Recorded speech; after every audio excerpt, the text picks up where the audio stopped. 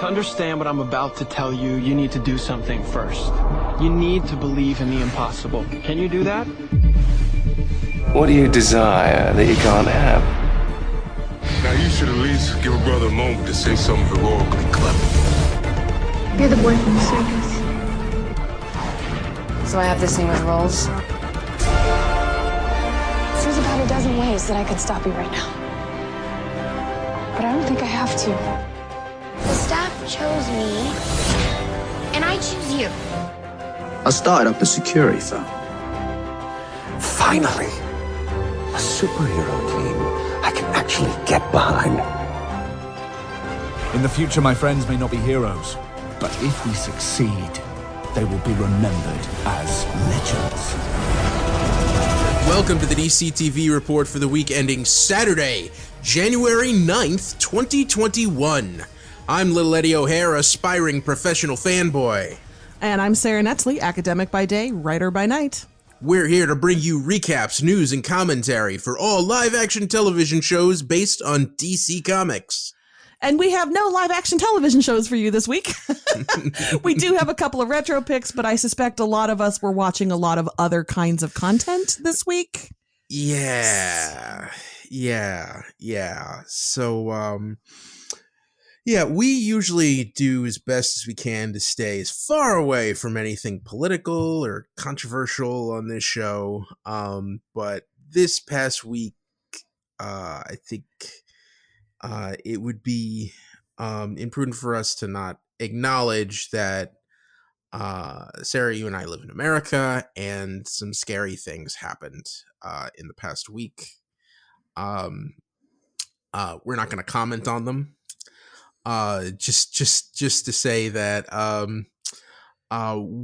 we are happy to provide a distraction from the world for 45 minutes for people. Yes, I'm sure it's heavy on your minds the way it's heavy on ours. So, you know, it does feel a little jarring to shift to talking about Captain Marvel and these snippets of DC news that we've got. So know that it weighs on us just like it weighs on you. But, you know, we'd love to whisk you away for a little bit so you can, it'll be there. It'll all still be there when we get done. Rest assured. So. Yes. And there's another big announcement that we have to make that Sarah, you and I just decided on. Yeah. And that is that this episode that you're listening to right now is going to be the penultimate episode of the DC TV report. Pause for shocked gasps. Yeah. I want to apologize to Bauer Fett and at Tanya Mel. At Tanya Mel. Dan at Deke273. Just looking at the upcoming DC television landscape. Not that we couldn't handle all of those shows before, but both of our lives are getting a little complicated, and this feels like a natural stopping point for us. It really does feel like a lot of those OG shows have ended or are coming to an end, and there's a whole, HBO Max is really going in interesting new directions, but it feels like enough of not a pivot necessarily, but definitely kind of a new course that DC TV in general is taking. And, we've got a couple weeks of no new episodes, and it just, we got to talking, and that's kind of where we ended up. Yeah. So we're going to enjoy these next 2 weeks. We'll be able to finish up our take on the adventures of Captain Marvel for you. And then we're going to release our listeners into the world to enjoy DC television on their own. But we will tag your ears so we can track you. So if you would please line up for that. We want to know your whereabouts. Yes. And just because we won't be recording every week doesn't mean we may not come back in the future. even, maybe to do something if, 6 months or a year down the line, just to poke back in. The feed will stay active. I will make sure of that. And yeah, you can always, you can always tag us on Twitter. Sarah will respond. And we will still both be watching these shows. We just may not be trying to cram our conversations about all of them into 40 minutes. So. Yeah. And Sarah and I will be popping up in podcasts in the future. I have some plans in the mix. Wicked Theory Studios is not lightly going into the night.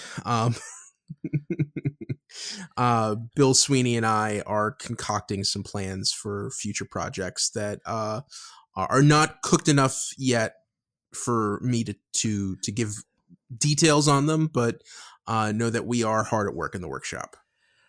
They're lurking. They're planning. Picture every soon meme you've ever seen. Soon.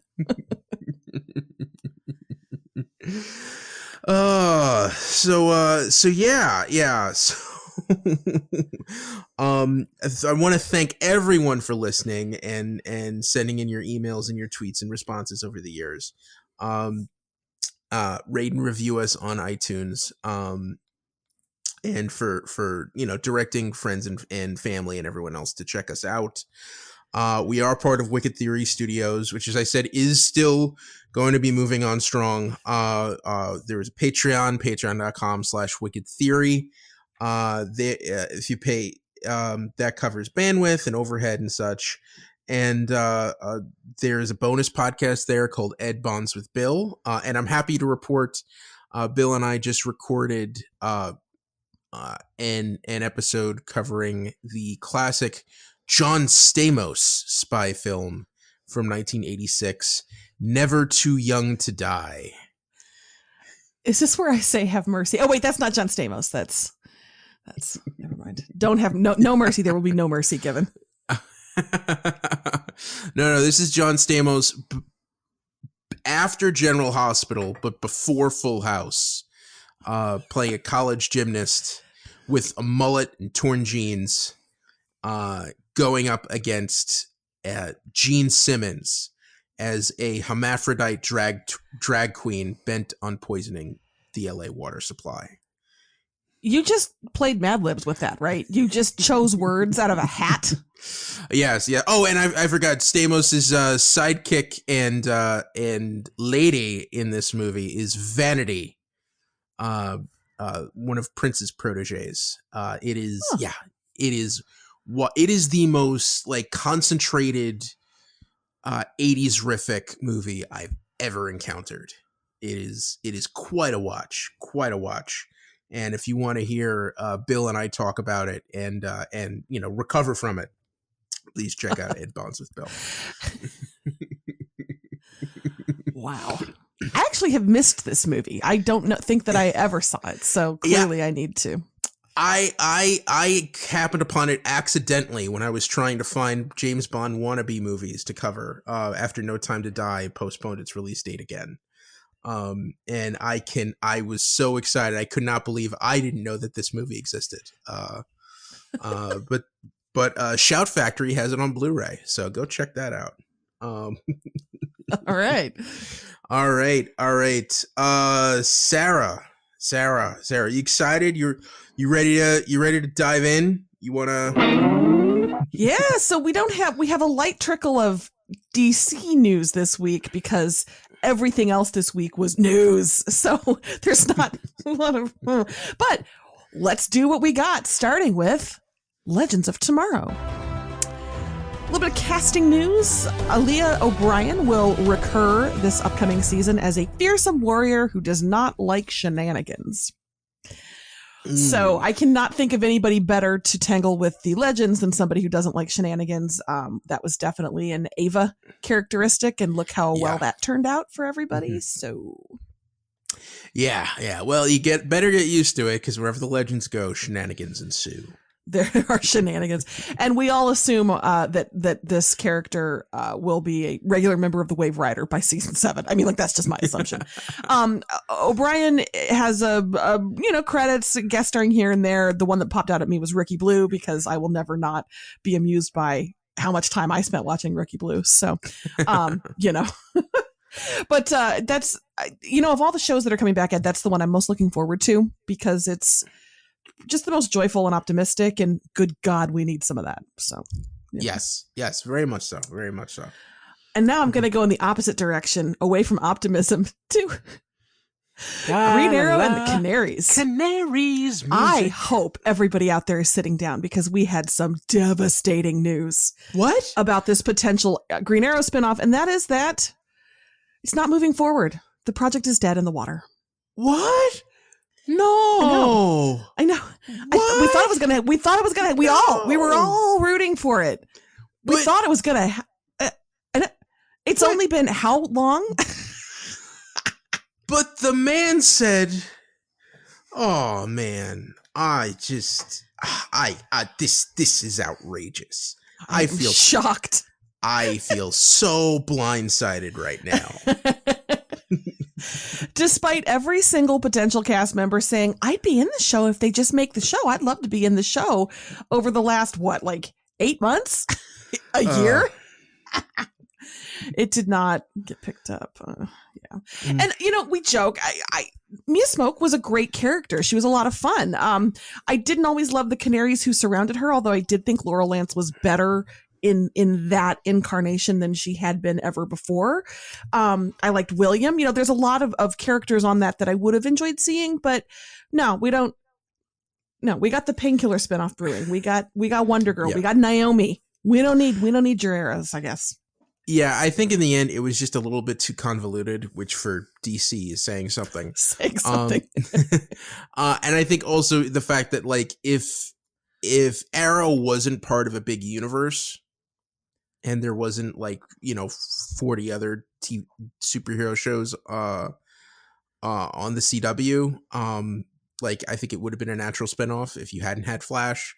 But the fact that you have all of those other shows, it just didn't really seem to be a place for Canaries. And it is a shame. It was going to be a very female-centric show, and that would have been cool.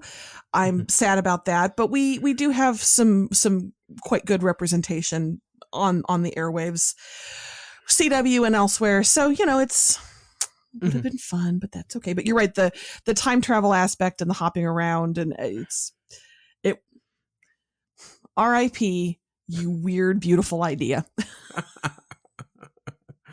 All right.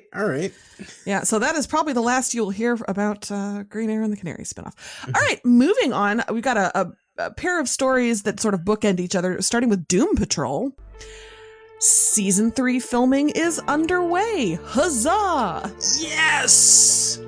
I'm really excited to moving forward. And those of you who, like me, looked at that news and said, ooh, in LA? Yeesh. I've seen their positivity rates. Doom Patrol usually films in Georgia primarily. So hopefully, the behind the scenes shots that I saw on social media, everybody was masked and happy. So we wish them good safety protocols and fine health as they get the new season of our favorite weirdest show underway.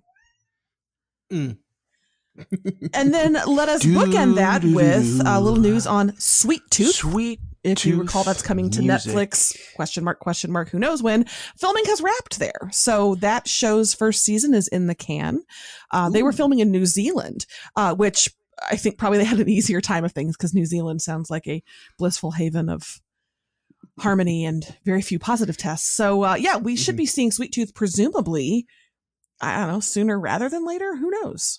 Yeah. Probably sometime this year. Sarah, it is such a strange concept. Since we're not going to be covering it for the show, you have to promise me that you're going to watch that show and tell me what you think. I will watch the show. Yeah, absolutely. Your descriptions of it, of the art and the style and some of the effects that are going to be needed, have me very, very curious. And really, they haven't done a lot of shots from the set. There haven't been a lot of first looks or anything that I've seen. So I don't know if that means a lot of it's going to be CGI or I don't know. I guess we'll find out. Did they slap some antlers on some poor kid's head? I don't know. Yeah, I have no idea. Yeah. It's gonna be so weird. It's gonna be, no matter what happens, it's gonna be weird. All right. Is that it for the news? That's it for the news. That's all she wrote. Wow. Okay. So you know what that means, since we have no episodes, it's time for a retro pick. So let's go back to 1941 for Adventures of Captain Marvel. Chapter 9. Dead Man's Trap.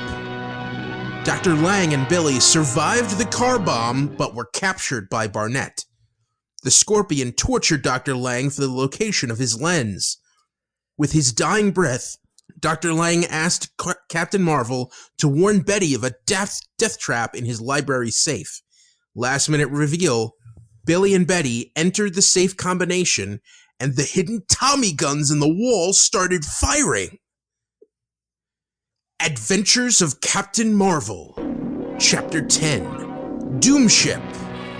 A Scorpion goon knocked out Betty and Billy and took gunfire from Dr. Lang's death trap. After learning the last lens was left in the Valley of Tombs, Mr. Malcolm booked passage for the group to return to Siam. A storm caused the ship to run into rocks, and Captain Marvel ran a line to shore so everyone could take an escape pulley to safety. Last minute reveal, Billy found Betty unconscious in her cabin as the ship sank and flooded. I am starting to worry about cranial trauma for everybody in this show, especially Betty and Billy. They get knocked out a lot. Yeah. That's the thing, you know. And what's funny is just like, well, at this point, just a tap on your back of your forehead could immediately give you a concussion and render you unconscious for, like, you know, unknown hours. Yeah, I feel like these folks have more to worry about than NFL players at this point, given the pretty much, yeah. And so in the first episode, I mean, we thought we saw a lot of Dr. Lang in Chapter 8, but Chapter 9, it was all about Dr. Lang. Seeing him in that torture mechanism, you know, finally spilling the guts about the safe in his library. And yeah, it was sad to see him go. And, you know, not having the decency to tell Captain Marvel the identity of the Scorpion, whose face he saw right before he was shot. No, why would he do that? We have 3 more episodes after that. So yes. Now, Sarah, in the scene where Captain Marvel is chasing the Scorpion through the underground caverns, and the Scorpion's mask gets pulled off by a rock jutting out of the wall. Did you pause and freeze frame to see the Scorpion's face? I will admit I did not. If I had, would I have seen it? Ooh, I think I used to do this on VHS, trying to get it, and of course the way VHS works, it's always like a little blurry, trying to get a clear look, but finally on this Blu-ray, I got a definitive look, and my suspicions were confirmed. Is it a stuntman? No, I mean, it's probably a stuntman, but it does look a lot like one of the characters in the Malcolm group. I will say, and I'm not going to say here. I'm going to let people do that on their own. But what I will say is that the person who it looks like is not the person who is revealed to be the Scorpion in the final chapter. So, interesting. There's some weird misdirects going on here.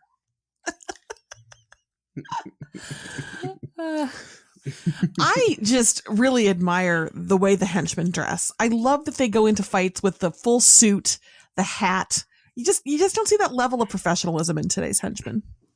Yeah, and I feel like this is, you know, especially if you watch a lot of movies from this era, like there was no such thing as a t-shirt and jeans. Like Like, this is just... That was for farmhands and vagrants. Yeah. Actually, even those dudes had hats, like natty hats. Mm-hmm. Yeah. Well, they say hats were a big thing until JFK. JFK was the first president who didn't wear a hat. And and then, and then working professionals stopped wearing them. It was just like a weird, trend that was set. So yeah. I need to make sure I understood a little bit of action correctly. When Billy was shut in that room and the henchman came in with the pitcher of water to find Captain Marvel and they grappled, did Captain Marvel toss the gun in the wall and the gun misfired and killed the dude? Did I see that right? Yeah. So he That's fired the big oops. He fired the customary 2 shots, which did nothing to Captain Marvel, and Captain Marvel threw the gun against the wall, and it went off again and shot the bad guy. And Captain Marvel had the best, like, ooh. Well, all right. Dead. Yeah. So yeah. You had that great scene. Once again, Billy gets tied up, and has to escape. Of course, chasing the Scorpion through that lair. Also, like, we find out where the Scorpion's headquarters are, and somehow no one thinks to call the cops and have them swarm that place. Of course not. So yeah, and then we get to Dr. Lang's safe, which Betty has no problem getting into. We learn that Dr. Lang's henchman, not Dr. Lang's gate guard, is actually working for Barnett. And after Captain Marvel takes care of him, he thinks that's the death trap. Nope. And yeah. I mean, this was one of those moments, like, first time you see this, you think, like, Billy and Betty are done for. Like, what happens now? How are they going to get out of that? And then, of course, nondescript goon without a name who might as well be wearing a red shirt, knocks out Billy and Betty with the gun at the start of chapter 10. And he takes the gunfire from those hidden Tommy guns. I gotta say, Tommy gun camera was great. When the camera gives us Tommy gun POV. Amazing. So I am not a lawyer, but I am married to one, and I did watch him go through law school.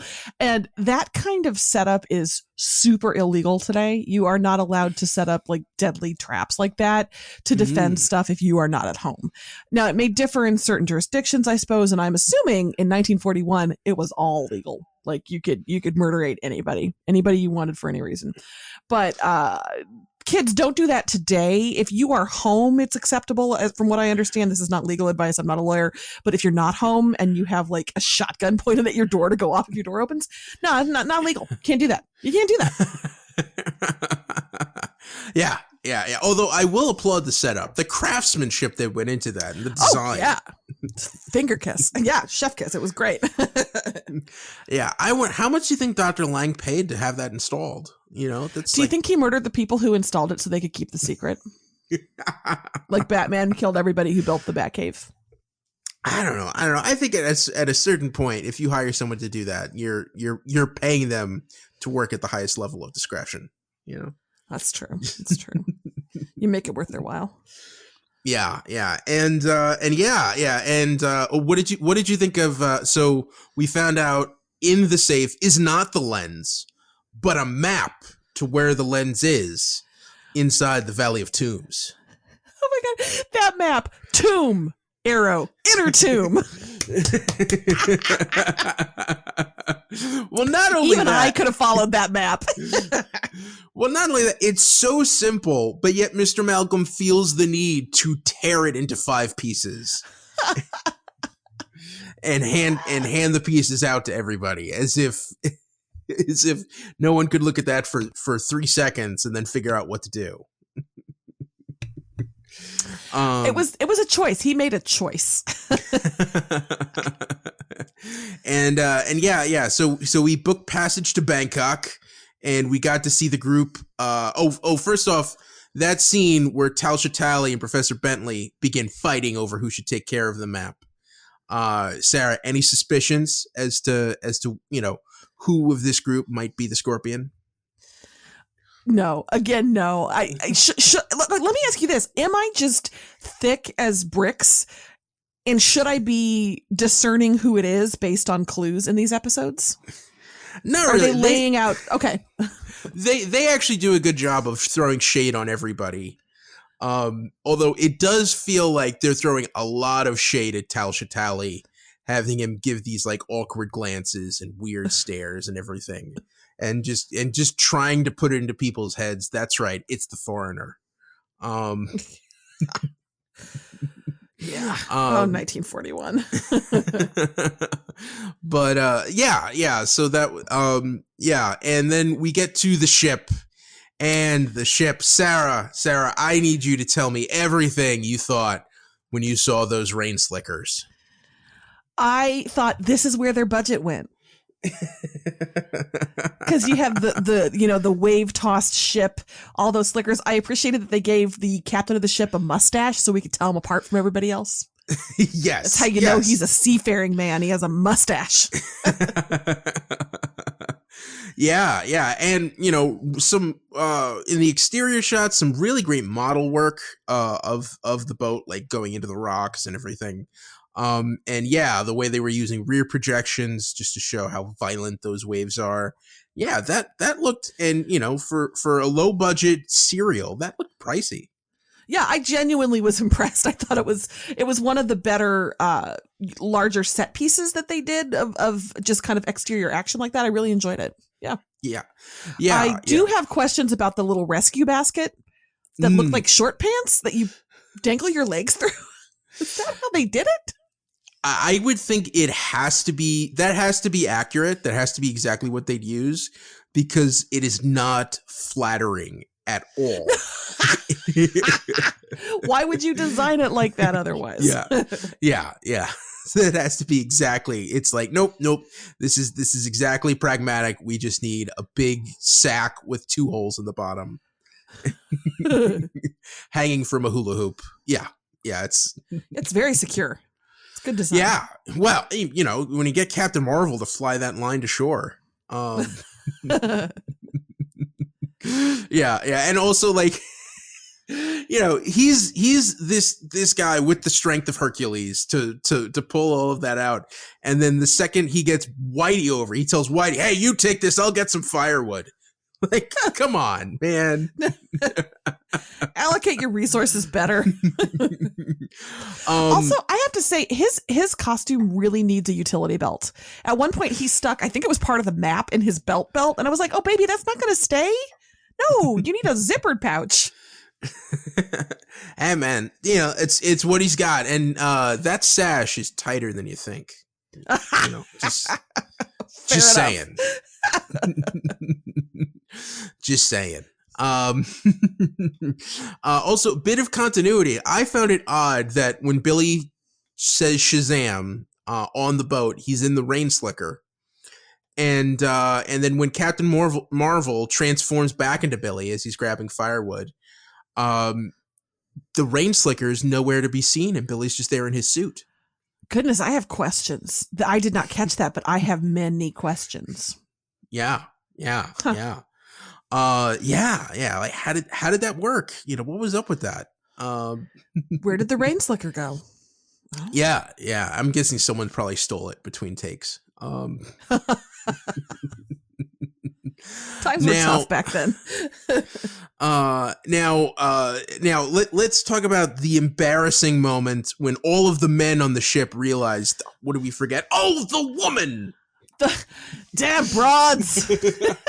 They're all just like, well, all's well that ends well. Let's sit around this fire and tell story. Oh, wait a second. There's no one to make us dinner. Betty.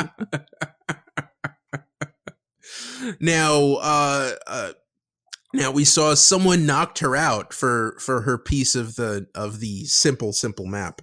That's what you get when you give part of a map to a frail. I mean, that's what happens. Yeah, yeah. And like, this is like the first real despicable thing I think the Scorpion has done is knock out Betty and leave her there. Just to to drown. Yeah. Just forgotten. Just yeah. Who could it be? And then of course, Billy gets there and grabs her, and you see all of that water flooding in as the ship is sinking. Sarah, do you think they have a chance? No, I think they're gonna die. Like, it's just gonna be their funeral. And I hope I hope the next episode starts with them just exploding triumphantly out the side of the boat. Ah, well, there you go. Guess we'll find out. Also, the storm died down really quickly. I mean, like, they were completely clear seas almost immediately after that. Yeah. But, thankfully it was still a good thing to get off that ship. Yes. But, yeah. So that's, yeah. So any lingering questions, going into the last two chapters of the serial? No, I'm excited to see how it all concludes. Mm-hmm. Yeah, well, we're going back to Siam. You know what that means? White guys in turbans. Oh no. Oh no. They gave us the Perfect Storm remake in this episode, and then we're gonna pivot to, I guess, The King and I. So that'll be let's do it. Yeah. Well, so we've got two of these left. I'm so excited that we're gonna be able to finish this. And the original DC TV show. And we've got two chapters left, and those chapters are Chapter 11, Valley of Death, and Chapter 12, Captain Marvel's Secret. So stay tuned next week on our finale episode. So I've had so much fun covering this, Sarah, and thank you for joining in and having fun along the way. I'm really pleased we were able to do it. I know this is a big formative show for you, so it's been a lot of fun hearing your excitement as we talked about it. Cool. All right. So I think now it's time for our winners of the week. I will go. It's always hard on these retro picks, but I gotta say the Tommy gun cam was just the shot, framing the shot with the guns in the foreground and the foolish mortals trying to get into the safe in the background. It was a fun. Captain Marvel has been good about using these fun kind of angles ever so often like that, and I thoroughly enjoyed that. More Tommy gun cam. Winner of the week. Yeah. Mine is Death Traps. So yeah. I thought that was great. Just the way that was put up, and just seeing them go up, and it's like, God damn it, turn around. Yeah, the wall just opened, y'all. Yeah. And trying to figure out that safe combination, man. That poor goon never knew what hit him. Never knew. Poor red shirt.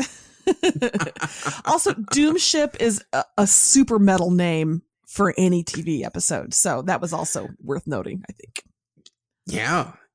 All right, Sarah. Sarah, next week's gonna be a big week. Next week we are saying farewell for now. And please, send in your emails, send in your tweets. I will be sure to gather them up. This has been a lot of fun. This has been the most fun I've had podcasting in the last decade. And I couldn't ask for a better partner. Back at you. Yeah. So before this gets teary-eyed, I think we should head out and say we're all looking forward to next week. And that's the DC TV report for this week. You can find us on Twitter. I'm at Little Eddie O'Hare. And I'm at Sarah Netzley, SARANETZLEY. And follow the show on Twitter at DCTV Report. Send along your emails to dctv@wickedtheory.com. Also be sure to subscribe to our show on your podcast app of choice and rate and review us. That helps more people find us.